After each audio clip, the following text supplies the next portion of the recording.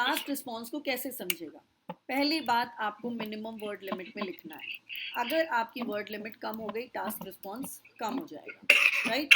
Task response will get reduced. Another thing, आपको question को समझकर उसका आंसर लिखना है. अगर आपने क्वेश्चन से अलग आंसर लिख दिया, या आपको पूछा गया है चिल्ड्रन के बारे में और आपने अडल्ट के बारे में लिख दिया, तो आपका टास्क रिस्पॉन्स हो जाएगा कम. दैट मीन्स आपने फुली अंडरस्टैंड नहीं किया क्वेश्चन को. ठीक है. दूसरी बात, आपने अपने पॉइंट्स को सिर्फ स्टेट कर दिया, फुली डेवलप नहीं किया आंसर. आपने सिर्फ पॉइंट्स लिख दिए, right? You have not elaborated the points with examples. आपने एग्जाम्पल नहीं दिए, आपने उसको रेलेवेंट एग्जाम्पल नहीं दिए, या फिर आपने कोई और दूसरी बात बोल दी. ठीक है. तो ये होता है फुली डेवलप करना अपनी बात को. ठीक है. एक होता है अपनी बात को मेंटेन रखना, maintaining position throughout the essay. आपने कोई ओपिनियन लिया, लेकिन आपकी जो बात है, आपके जो बॉडी पैराग्राफ्स हैं, वो कुछ और ही बोल रहे हैं कहानी. तो इसका मतलब you are not able to maintain the position throughout the essay. तब भी आपका टास्क रिस्पॉन्स कम हो जाएगा. ठीक है. So these are in a layman's language, these is what we understand by task response. ठीक है. या फिर आपने थीसिस स्टेटमेंट कुछ बोली, आप उसको प्रूव ही नहीं कर पाए बॉडी पैराग्राफ्स में.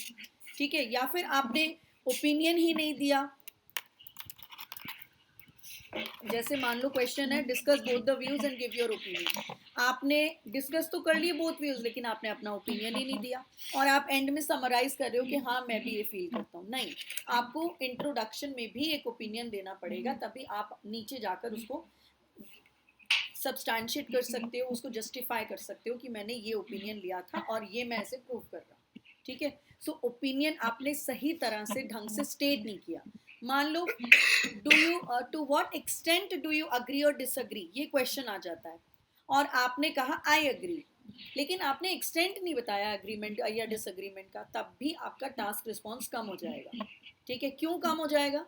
क्योंकि आपने अपना एक्सटेंट नहीं बताया. आपको कहना चाहिए था आई फुली अग्री, या आई पार्शियली अग्री, या फिर I agree to a certain extent. You have to explain it properly, then only you will get a decent score on your task response. ठीक है. Task response is clear? Yes, ma'am. All right. Now coming to coherence, cohesion. सबसे पहली बात, आपके minimum 4 para होने चाहिए. कितने? Minimum 4 para, या फिर मैक्सिमम 5 पैरा. तो आपके होने चाहिए 4 to 5 पैराग्राफ्स. आपके आंसर 4 से 5. बहुत सारे पैराग्राफ लिखोगे तो आपकी बात क्लियर नहीं होगी. आप हर बात के लिए एक नया पैराग्राफ बना रहे हैं. That means you are not yourself, you are not organized, right? You're not fully organized, your essay is not fully organized. ठीक है. This is one thing, coherence cohesion में. The second very important thing is every para should have one controlling idea. What do we mean by this? What do we mean by this? Her para का एक controlling idea होगा. अपनी language में आपको क्या समझ आता है इससे? लॉजिकल. नो. मान लो आप एडवांटेज डिसएडवांटेज डिस्कस कर रहे हो. ठीक है. या आप प्रॉब्लम सॉल्यूशन डिस्कस कर रहे हो. आपको एक पैरा में सिर्फ एक ही तरह की बात बोलनी है. आप एडवांटेज करो तो सारी एडवांटेज ही एडवांटेज की बात करो, डिसएडवांटेजेस उसमें मत लाओ. ठीक. या फिर आप अगर सॉल्यूशन दे रहे हो तो talk about only the solutions in that paragraph, do not talk about any other thing. This means there should be only and only one central controlling idea in your answer. Okay. Then also you should have a logical structure. Logical structure है क्या? बहुत हम बोलते हैं logical structure होना चाहिए. ये क्या है logical structure? What is this logical structure? जो आइडिया दिया होता है वो लॉजिकल होना चाहिए, मतलब ऐसे नहीं कहीं से भी उठा के लिख दिया कुछ. ठीक है, बिल्कुल सही. ऑल्सो लॉजिकल स्ट्रक्चर मतलब आपका एक फॉर्मेट करेक्ट होना चाहिए. Format correct. ठीक है. आपका पहले होगा इंट्रोडक्शन, उसके बाद होगा बॉडी पैराग्राफ, उसके बाद होगा एक और body paragraph, at least 2 body paragraphs होने चाहिए, एंड आपका होना चाहिए कंक्लूजन. ठीक है. अगर आपने अपना इंट्रोडक्शन दिया नहीं, आप सीधा बॉडी पैराग्राफ पर आ गए, आपने सीधा रीजन बताना शुरू कर दिया, कोई इंट्रो नहीं है, तो आपका लॉजिकल स्ट्रक्चर हुआ नहीं हुआ. ठीक है. या फिर आपका बॉडी पैराग्राफ है, आपने सीधा बात एग्जाम्पल से शुरू कर दी, that still there is no logical structure. आप पहले जनरल बात बोलोगे, उसको एक्सप्लेन करोगे, एंड देन एग्जाम्पल पर आओगे. स्ट्रेट अवे एग्जाम्पल से शुरुआत नहीं करनी, राइट? तो आपका स्ट्रक्चर गड़बड़ हो जाएगा. So this is what we call logical structure. There should be a seamless connection. Yes, right? There should be a progression from one paragraph to another. Now you can also use some cohesive devices to increase cohesion in your answer. So there are a lot of cohesive devices that you can use. For addition, in case you want to add more ideas, you can use words like additionally, moreover, furthermore, besides, what's more, right? Not only but also, right? There are phrases that you can use for contrasting your ideas, like in contrast, nevertheless, whereas, however, but, right? So these are contrast cohesive devices. In case you are comparing similar things, so similar items, you can say similarly, right? You can say likewise, right? Or when you're comparing two items, as compared to, right? या फिर in contrast, for contrasting information. In case you're concluding your answer, for conclusion, you should write words like in conclusion, to summarize, to conclude, right? You should not use words like in a nutshell. In a nutshell आपको use नहीं करना चाहिए. क्यों? क्योंकि वो एक informal vocabulary है. ठीक. अगर आप एग्जाम्पल दे रहे हो, एग्जाम्पल आप कैसे दे सकते हो? For example, for instance, to quote an example, to cite an example, or to exemplify, right? These words can be used for your cohesive devices. But the problem is, some people use cohesive devices too much, and this is not a very good idea. There should be no overuse and no underuse of cohesive devices. ठीक है. जैसे आप खाने में नमक डालते हो, इतना सारा तो नहीं डाल देते, और बहुत कम भी नहीं डालते. कम भी हो, ज़्यादा भी हो, दोनों चीज़ नुकसान देता है, right? So you should not be overusing or underusing the cohesive devices. ऐसा नहीं है हर सेंटेंस एक cohesive device से शुरू हो रहा है. It looks very unnatural. ठीक. Coming to lexical resource. Lexical resource क्या है? What do we mean by lexical resource?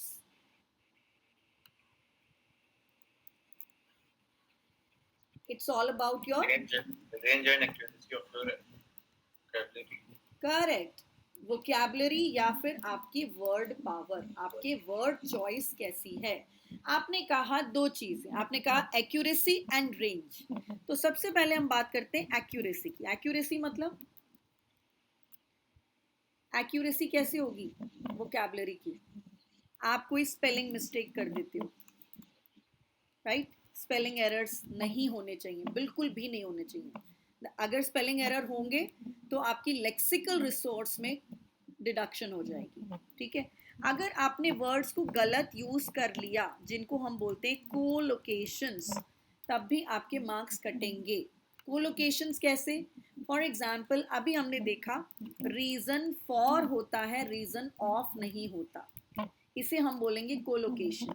Spend on होता है और इन्वेस्ट इन होता है, राइट?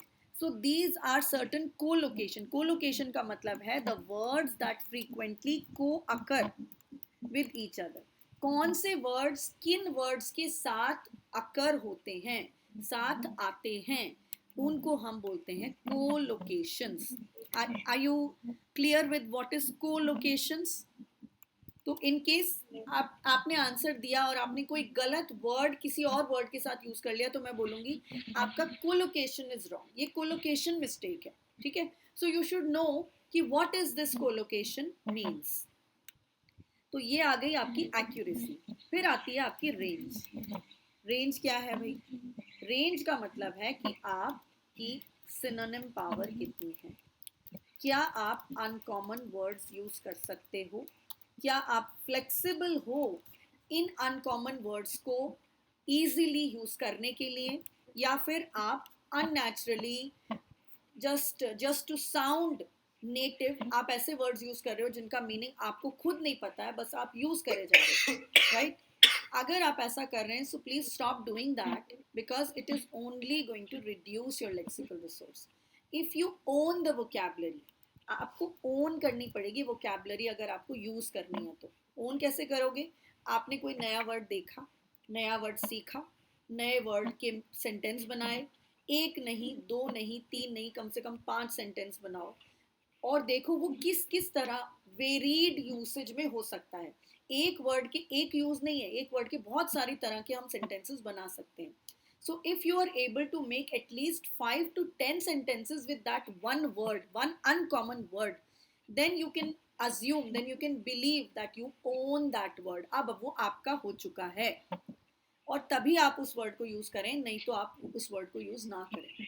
बिकॉज अगर आप उस वर्ड को बिना जाने यूज करोगे तो आपको ही मुश्किल होगी, आप किसी तरह गलत तरह यूज कर दोगे और उससे आपको नुकसान ही होगा, right? It will not serve the purpose it is intending to serve. Fine.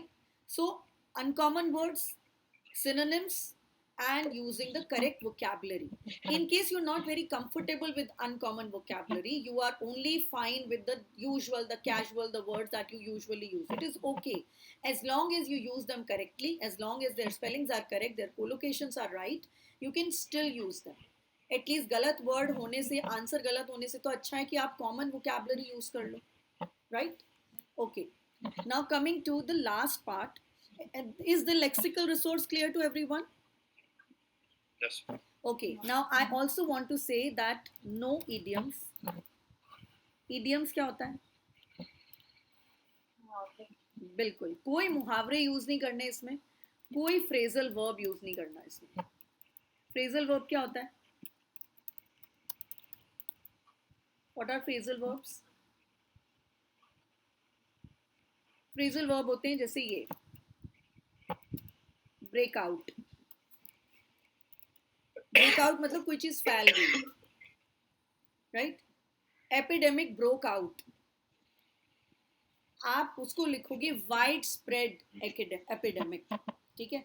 आप इनफॉर्मल वोकैबुलरी, आप फ्रेजल वर्ब्स यूज नहीं करेंगे। For example take care, look after, sorry look after, take care तो है, लुक आफ्टर। लुक आफ्टर मतलब किसी का look after है, हाँ look after, yes, look after is a phrasal verb. आप फ्रेजल वर्ब्स अवॉइड करेंगे, ठीक है? आप ऐसे वर्ड्स अवॉइड करेंगे शॉर्ट फॉर्म्स लिखना, E G. For example, E T C. For et cetera, right? या फिर आपने कोई ऐसे एंड लिख दिया, या फिर आपने नंबर के लिए एनओ डॉट लिख दिया, ये सब नॉट अलाउड हैं। अगर आपने कोई ऐसे लिख दिया, मान लो ITO, जैसे IIT, यस, जैसे MBBS, बेशक ये नोन abbreviations हैं, but the examiner doesn't know what are these abbreviations. So you should not assume that the examiner knows it and you are free to use these abbreviations, these short forms, these shortened contractions and all, right? Try to avoid them. These will only reduce your lexical resource. Also avoid contractions. Avoid contractions. It is को आप it is he लिखें, it's ना लिखें। Do not को आप do not ही लिखें, don't ना लिखें, ठीक है? Avoid contractions. These are also you know things, ways where people lose their marks. उनको पता ही नहीं चलता है मैंने तो ठीक लिखा था बट गलत कैसे हो गया, राइट? तो ये सब हमें अवॉइड करनी है चीज़ें। अब आते हैं नेक्स्ट पार्ट पर, जो कि है ग्रामेटिकल रेंज एंड एक्यूरेसी। इसमें भी आप देख रहे हो दो पार्ट्स हैं, one is range, one is accuracy. So let's handle accuracy first. Accuracy में आपको इतनी सारी चीज़ें हैं जो कि हम करते ही रहते हैं. आपके प्रेपोजिशंस आ गए, आपके आर्टिकल्स आ गए, तो बेसिकली हम उसको पार्ट्स ऑफ स्पीच में लिख देते हैं. पार्ट्स ऑफ स्पीच में हमारे 8 चीज़ें हैं. नाउन्स हैं, प्रोनाउंस हैं, एडजेक्टिव्स हैं, एडवर्ब्स हैं, वर्ब्स हैं, इंटरजेक्शंस अलाउड नहीं है क्योंकि इंटरजेक्शन क्या है, इमोशन है. और आपका adverbs hain. So there are 8 parts of speech. Besides this, there are determiners, there are articles, there are subject verb agreement, there are tenses. All have to be accurate. Sentence structure hai subject verb object.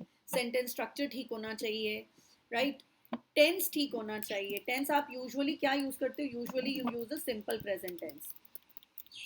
Simple present हम usually use करते हैं, right? So we have to ensure कि हमारी, अब फिर आता है बहुत बड़ा point, बहुत बड़ा, punctuation. And I want to write it in bolds because there are very minor punctuation mistakes जिससे आपका band score कम हो जाता है. कहाँ पर कॉमा लगाना है, कहाँ पर फुल स्टॉप लगाना है, कहाँ पर कैपिटल लेटर यूज़ करना है, कहाँ पर एक हाइफन लगाना है या फिर अपोस्ट्रोफी यूज़ करना है. That is not clear with a lot of students and they still continue making mistakes with these, right? And especially with comma. However के बाद एक comma लगता है. So all cohesive devices are followed. No, they are to be written. A comma is to be written after you write any cohesive device. For example, in addition, comma. However, comma. For example, comma. In conclusion, comma. Similarly, comma. Consequently, comma. And so on. ठीक है? So every cohesive device should have a comma afterwards, right? Then full stop की immediately बाद capital letter आएगा. If you're using a proper noun, you have to use a capital letter. If you are using a comma and immediately after it there should be no capital letter. So all these have to be kept in mind. When you're showing possession, you have to use the apostrophe, right? Then comes the range. Range आती है. Range means आपका variety क्या है. So variety आप किस तरह show कर सकते हो? आप कर सकते हो passive use करके. Passive voice use कर सकते हो, right? So government controls the tax policies. So instead of this, the tax policies are controlled by the government. Okay? So just to show, at one place you can use active, at one place you can use passive. So when you're showing the variety, when you're showing the range, then your range of grammatical range is met. So passive voice easy option है. Gerundial words easy option है. Gerunds जैसे to help someone is gives contentment. तो to help की जगह आप क्या कर दोगे? Helping. तो जब भी आप verb के साथ ing form लगाते हैं, verb plus ing form, and you use that as a noun, then you call it a gerund. For example, swimming is not my cup of tea. मतलब ये तो it's a speaking phrase. You cannot use cup of tea in your IELTS writing task too. ठीक है? But I'm just giving an example of gerund. ठीक है? To swimming. To swim is actually a verb. When you add an ing to it, it becomes a noun and that is called a gerund. Gerund use करना है. Passive voice use करना है. चाहो तो reported speech भी use कर सकते हो. And very important, different types of sentences. Different types of sentences जिसमें आपका simple sentence आता है, complex sentence आता है, compound sentence आता है. If you are able to work on these things, आपका band score अच्छा जाएगा. Mostly हम जो Indians हैं, हम लोग we face problem with two parts. The last two parts, Yes, to be precise, right? So what we should do, we fail to work around with these two things. Lexical resource हमारा strong नहीं है. हम बहुत सारे uncommon words पढ़ लेते हैं लेकिन उनको गलत लिखते हैं, गलत ढंग से लिखते हैं. कभी ये चीज़ें कर देते हैं, कभी contractions डाल देते हैं, कभी phrasal verbs डाल देते हैं, right? हमारा sentence structure ठीक नहीं होता most of the time. Then we try to make complex sentences but inaccurately. Punctuation mistakes, a lot of mistakes are made like this, right? So if most of the time हम ये दोनों चीज़ों पर work कर लेते हैं, but इसमें क्या करते हैं, ओवर यूज़ कर लेते हैं, हर जगह एडिशन ये वो फलाना ये सब लगा दिया। तो अगेन इससे भी एक आपका टास्क कोहेरेंस कोहेजन कम हो रहा है, right? So keep all these 4 criteria in your mind when you're writing your writing task 2, ठीक है?